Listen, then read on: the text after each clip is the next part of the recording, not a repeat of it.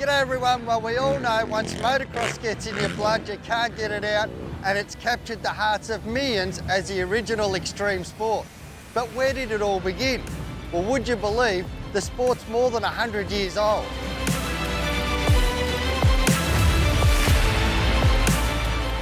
During the early 1860s, a French inventor named Pierre put a steam engine in a push bike, and the motorcycle racing obsession began.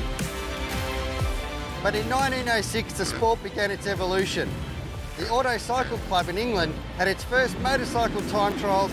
This involved guys on road bikes trying to beat their personal times as they rode around and around a track.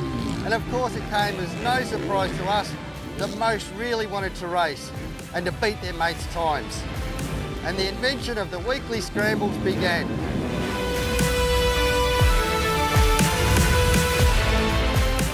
In time, the official name for the sport became motocross.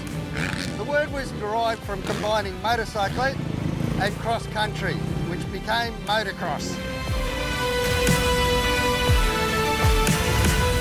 The AMA Nationals is one of, if not the biggest motocross championships in the world, and we're right here in the action at High Point. So let's go and check out the best in the business.